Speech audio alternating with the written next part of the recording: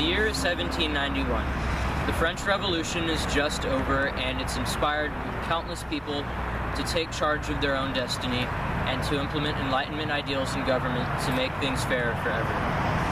And no place needs fairness more than Haiti, with an overworked slave population of 500,000 being abused by 40,000 free colonists.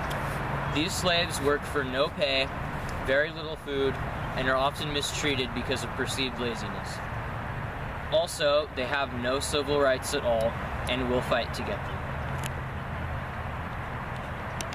I'm a slave working at a sugar plantation, and I don't get fed, I don't get paid, and the plantation owners whip me every time I don't work fast enough. Oh.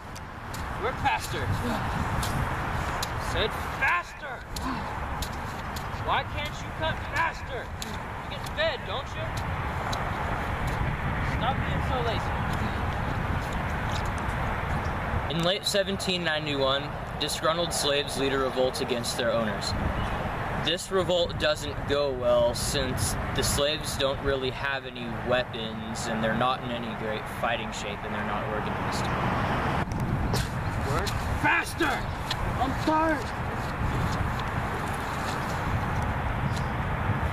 Okay. My name is Deshaun Louverture. I used to be a former slave, but now I gained my independence by becoming a British officer. French officer.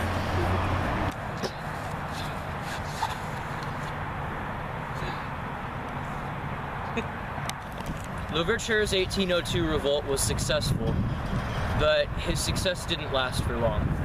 The French negotiated a peace treaty with him where they really arrested him and brought him back to France on charges of treason, where he died later. But they also landed 40,000 troops under Napoleon's brother-in-law, one General Leclerc. These troops weren't successful in retaking the island and soon mostly died of fever and left. Well, General Louverture, you've been a lot more successful than anyone thought. And also, we're all tired of fighting. What do you say to a peace treaty? What are the terms? Life without parole. We had a deal. What are you doing? After the second arrival of French troops and their defeat and leaving the island, a constitution was put into effect and a new representative government based on Enlightenment ideals established.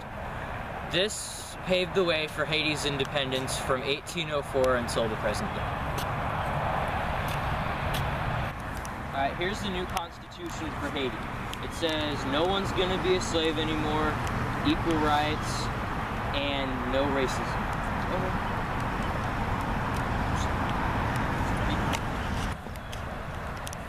I, General Jean-Jacques Dessalines, have been quite instrumental to the revolution and would like to rule as emperor. Does anyone have an objection to that? Also, the Constitution's not really in effect. Y'all can still work on your plantations. Yes. Oh. Hey man, I'm working the same thing. It's not better than before. Don't you get paid? Yeah, but Not very much? not very much. Are you still starving? Yeah. Did any of your kids get sold? Yeah. They did? Wait, no. No, there's no slavery anymore. What are you talking about? Besides, you don't get whipped anymore. Okay, I'm sorry. Just go. Just do what you do. Death to the emperor! Whoa!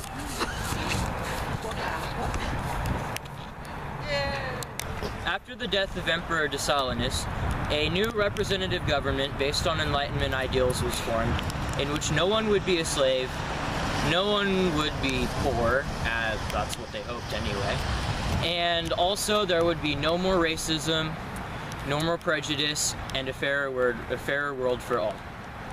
Of course, some people were still stuck on plantations, and economic development hasn't really been forthcoming ever since. Too bad early. The Haitian Revolution is significant because Haiti is one of the first nations in the Western Hemisphere to gain independence from a European power. It's also significant because it was ruled by its former slaves.